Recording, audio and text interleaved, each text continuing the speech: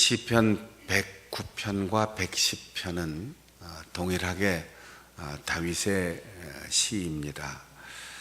지난 수요일에 109편을 읽으면서 시편에 나와 있는 세 편의 저주시 가운데 성경 전체를 통틀어서 가장 심한 저주가 담겨 있다고 했습니다.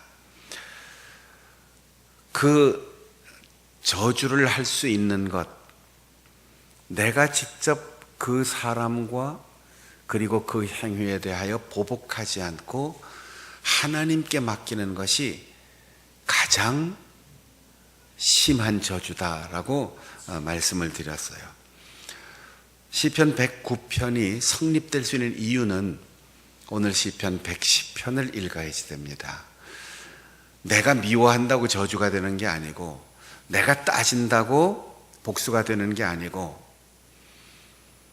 내가 침묵한다고 해서 하나님이 자동적으로 움직이는 게 아니고, 오늘 보면 주의 권능의 날이라고 하는 하나님이 작정하신 그 능력과 통치가 행해지는 그 날이 있다는 거예요. 하나님께서 우리의 기도를 들으시고 우리의 형편을 다 헤아리시고 우리의 마음을 기억하시고 하나님이 작정하시는 그날, 그때 하나님의 방법으로 심판을 하신다는 거지요. 그래서 시편 109편은 세 가지로 요약을 했습니다. 성향대로 간다.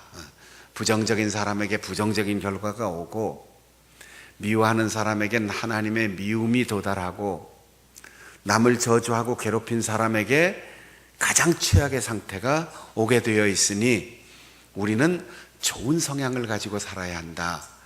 긍정하고 남들을 칭찬하고 위로하고 격려하고 도와주고 축복해주는 존재로 살면 하나님이 그렇게 나를 대하신다는 거죠. 다윗이 가장 억울하고 힘들었을 때 하나님 앞에 이렇게 기도했어요. 그 연수를 짧게 하시고 그의 직분을 타인이 빼앗게 하소서. 내가 뺏는 것도 아니에요. 내가 칼을 들어 그 사람을 치는 게 아니에요. 아무 말 하지 않고 침묵하면서 하나님 앞에 가서 무릎 꿇고, 하나님,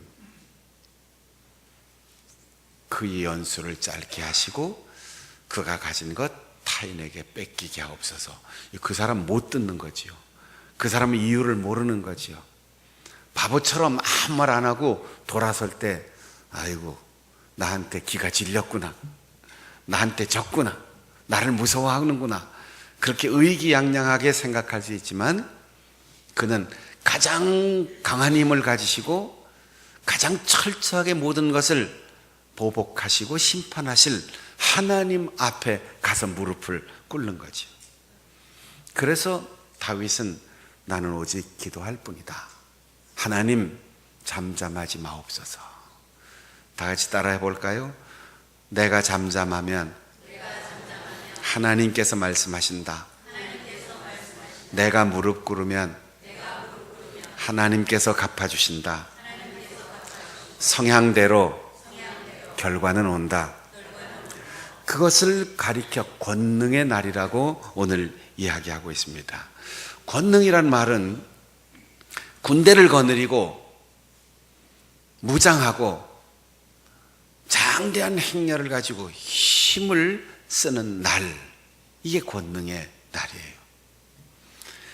나는 힘이 없습니다. 나는 군대가 없습니다.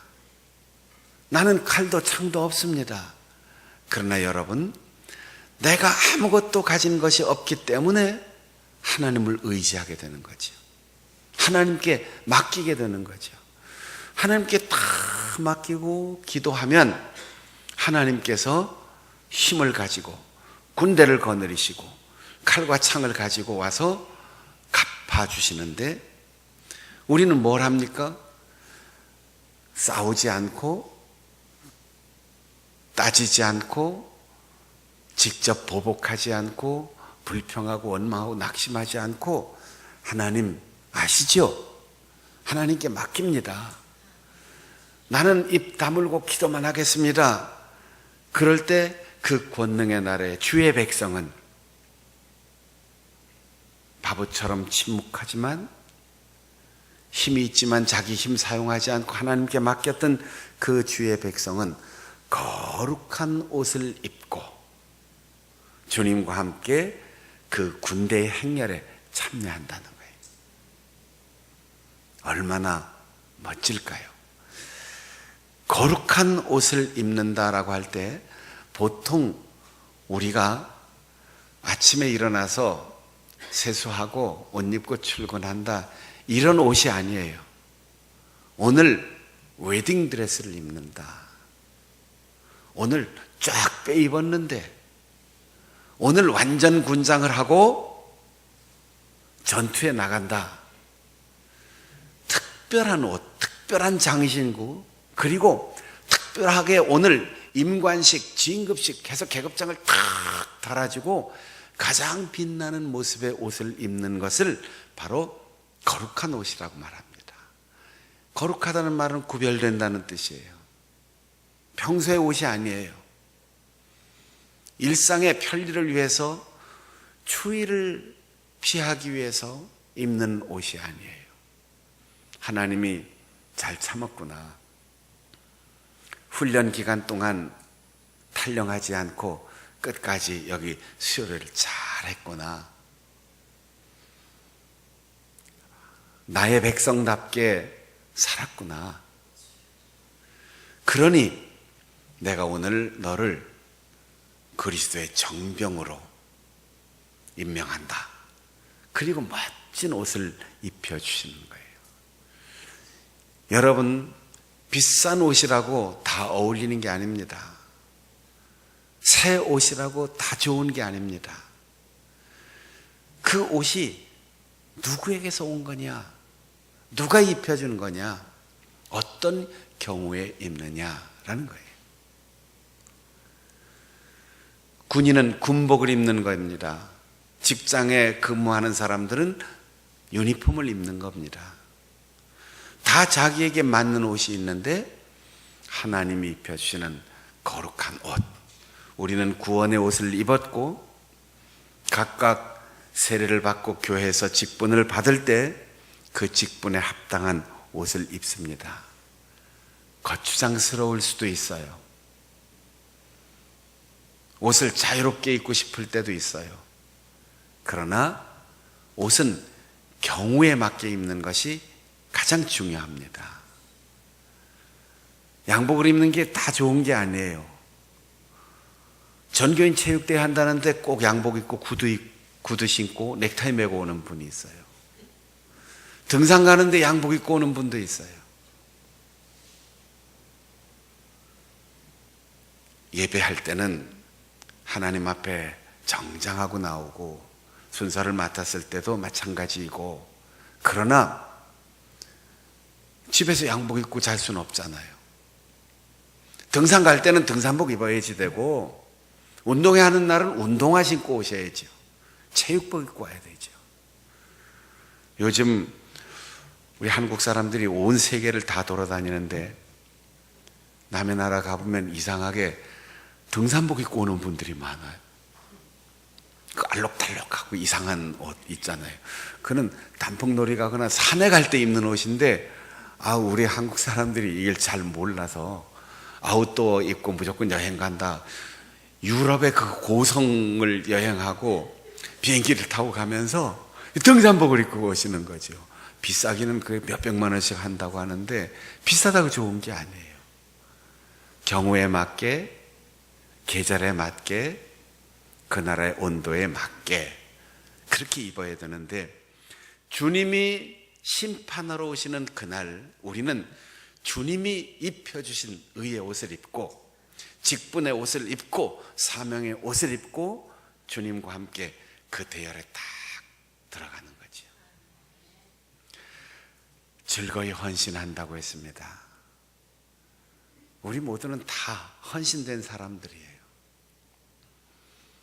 예수 그리스도를 믿는 그 순간, 구원받는 그 순간 사명으로 부름을 받았어요. 그리고 우리는 복음 전도자로 어떤 분은 찬양대로, 어떤 분은 교회학교 교사로, 어떤 분은 구역의 일꾼으로, 어떤 분은 남녀전도의 임원으로 많은 교회의 직분과 사명이 있는데 헌신하는 사람들이 많은데 즐겁게 헌신하는 사람들이 그리 많지 않다는 사실이에요. 즐거이라는 말은 세 가지 의미가 있어요. 자발적으로 한다. 목사님이 보고 있는데 이게 아니에요. 아낌없이 헌신하는 거예요. 아낌없이. 체면치레를 위해서 하는 게 아니고 그 다음 풍성하게. 다 같이 해보겠습니다. 자발적으로, 아낌없이, 풍성하게. 이게 즐거이라는 말이에요. 여러분 자녀들에게 용돈 줄 때 네가 얼마나 아빠를 즐겁게 했냐 계산하고 주십니까? 즐겁게 주는 거죠. 남편이 아내에게 생활비 보내줄 때 한 달 동안 얼마나 음식을 맛있게 먹었는지 메뉴를 다 계산해 가지고 돈 계산해서 줍니까? 다 주고 더 줄 수 없음을 아쉬워하는 게 즐거운 마음으로 주는 거예요.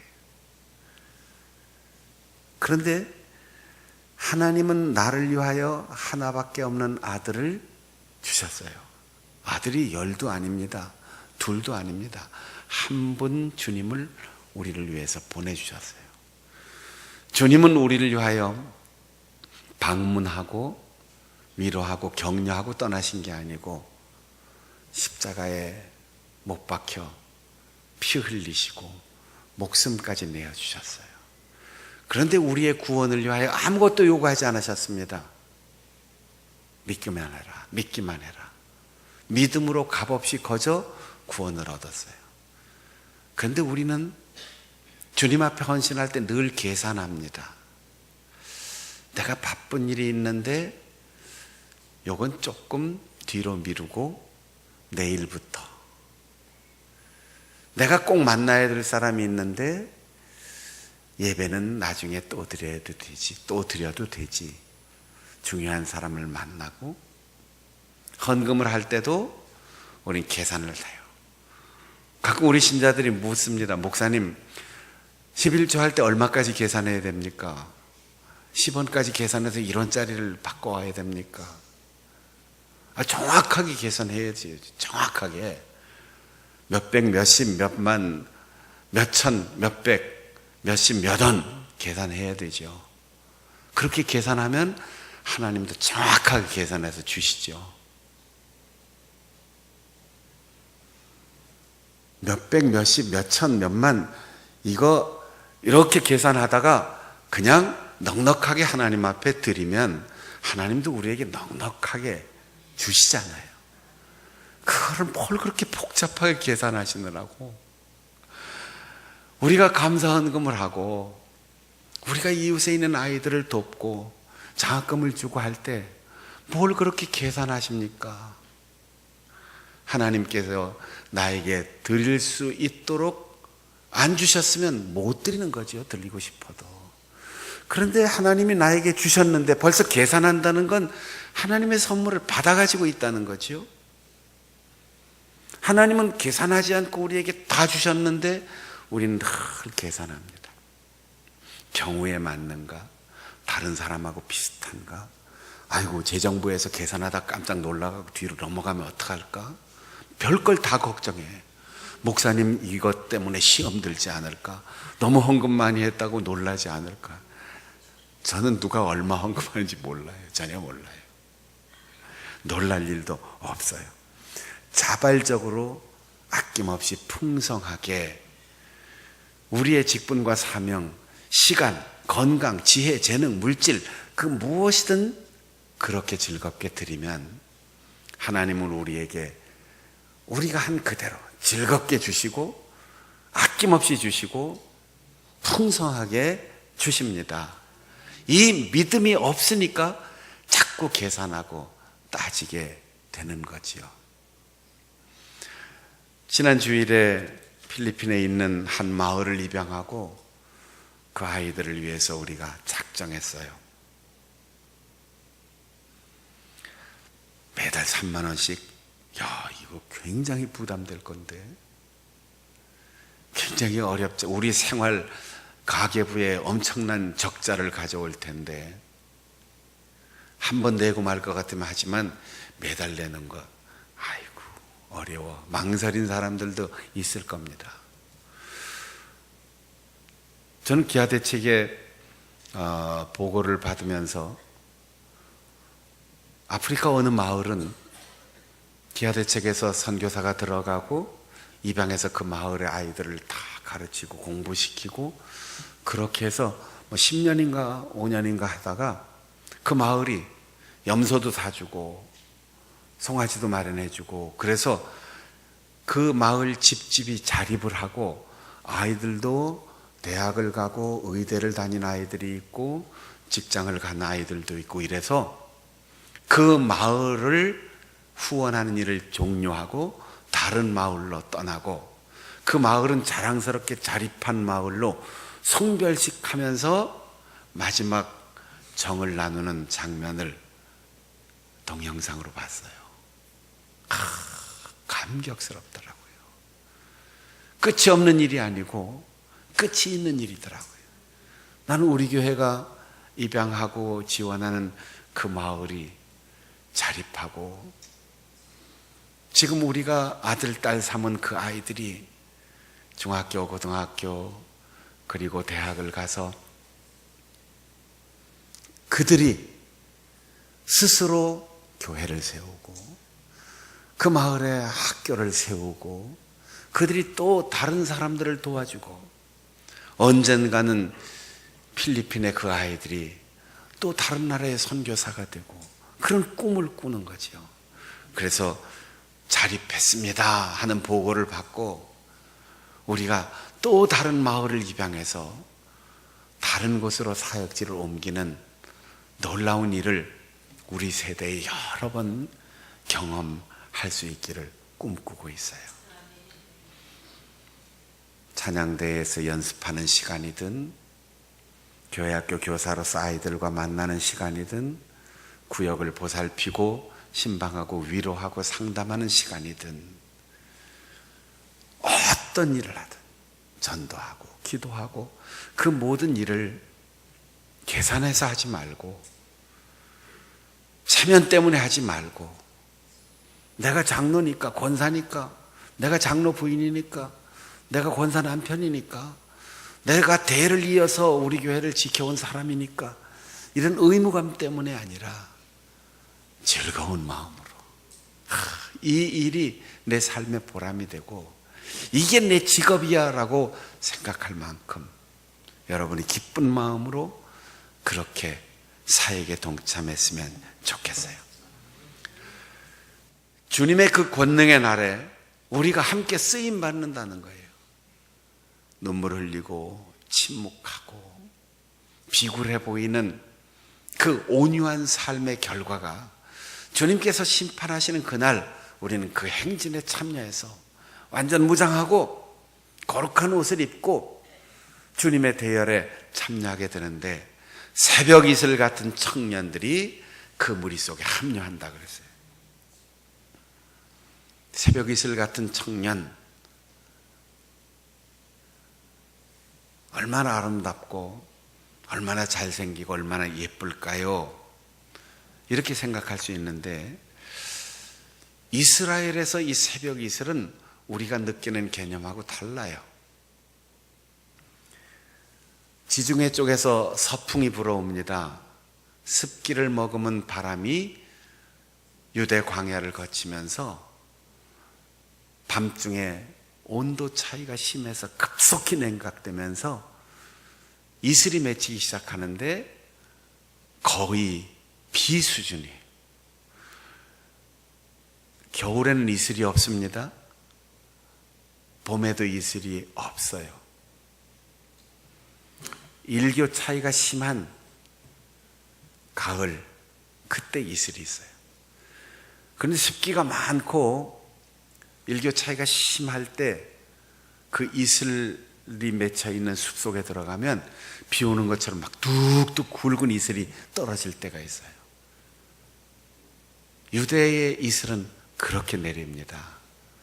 그래서 그 이슬이 모여서 농사를 지을 수 있을 만큼 비와 거의 동급 수준에 있어요. 창세기 27장에 보면 야곱이 아버지의 눈이 어두운 것을 기회로 형이라고 위장하고 아버지 팥죽 드시고 나를 축복해 주세요. 그래서 이삭이 그 야곱을 위해서 기도하는 축복의 그 말이 있는데, 하나님은 하늘의 이슬과 땅의 기름짐이여 풍성한 곡식과 포도주를 내게 주기를. 이슬은 하늘에서 내려오는 축복이에요. 우리의 인생을 농사로 비유한다면 우리의 인생 농사가 자식 농사든 직장 농사든 기업 농사든 풍성하게 뿌리에서 물을 빨아올릴 수 있도록 이슬을 내려줍니다. 이 새벽 이슬 같은 젊은이들이 있는 가정이 축복이고 교회가 축복이고 그 사회가 축복이에요. 열왕기상 17장에 보면 엘리야가 아합을 향하여 저주할 때 지금부터 몇 년 동안 비도 이슬도 내리지 않으리라 이렇게 말해요. 사랑하는 여러분, 우리의 인생의 비는 언제 오는지 언제 그치는지 알아요. 이슬은 언제 맺히는지 언제 사라지는지 몰라요. 그런데 결과를 보면 알죠. 이슬이 풍성하게 내려왔는지. 요단강의 강물 그 상류에서부터 이슬이 땅속으로 스며들어서 요단강까지 그리고 갈릴리 호수까지 흘러가는지, 곡식이 잘 자라고 과일이 열매를 맺는지 보면 알아요. 하나님의 은혜도 어느 한순간 폭포처럼 소나기처럼 내릴 수도 있지만 보이지 않는 날마다의 삶 순간순간 속에, 조그맣는 언어 속에 우리의 예배, 반복되는 찬양과 기도, 말씀을 듣는 속에 이슬처럼 내 영혼을 촉촉히 적시고 우리의 가정을 윤택하게 하고 우리의 자녀들이 꽃이 피고 열매 맺을 수 있도록 이슬과 같은 은혜를 주시는데, 이슬은 새벽에 태어나는 반짝이는 보석처럼 언제 태어나는지 몰라요. 그런데 아침 해가 막 뜰 무렵이면 밤새도록 새벽까지 맺힌 그 이슬이 보석처럼 빛납니다. 여러분의 가정의 자녀들이 이 보석처럼 빛나는 새벽 이슬 같은 청년들이 될 수 있기를 축복합니다. 그리고 우리 교회 청년들이 우리 장충단 교회의 미래의 보석처럼 빛나는 그리스도의 군대로 거룩한 옷을 입은 사명자로 성장할 수 있기를 축복합니다. 이 땅의 모든 교회가 청년들에 대한 관심과 사랑을 회복하고 우리의 청년들이 우리의 다음 세대를 책임지고 주님의 권능의 날에 하나님의 일을 감당할 수 있는 그런 새벽 이슬 같은 사람들이 될 수 있도록 소망을 가지고 그들을 격려해 줄 수 있기를 바랍니다. 이사야 26장 19절에 보면 죽은 자들이 다시 살아날 것을 예고하면서 주의 이슬은 빛난 이슬이니 땅이 죽은 자들을 내어 놓으리라. 젊은이들이 죽은 가정을 살리고 젊은이들이 고립되고 죽어가는 교회를 살리고 이 나라 이 민족을 살리는 희망이에요. 그들을 위해서 아낌없이 우리는 모든 것을 내어주고 그들을 사랑으로 믿음과 희망으로 격려해야 돼요. 청년이 희망입니다. 교회의 희망이고 우리 가정의 희망이고 이 민족의 희망이고 하나님의 희망입니다. 오늘 이 예배에 참여한 성도 여러분 모두가 때로 지금은 힘들고 어느 한 기간 동안 참 힘에 겨운 짐을 지고 고통당할 때가 있겠지만 오직 하나님 앞에만 말하고 사람 앞에 잠잠하고 침묵하며 하나님께 호소하여 하나님께서 우리에게 찾아오시고 심판하시는 그 권능의 날에 거룩한 옷을 입은 백성, 우리의 자녀들이 새벽 이슬 같은 청년들이 되어 부활의 능력을 힘입어 죽어가는 가정과 교회와 민족의 역사를 살리는 놀라운 일에 쓰임받기를 축복합니다. 찬송하시겠습니다. 521장 찬송하시고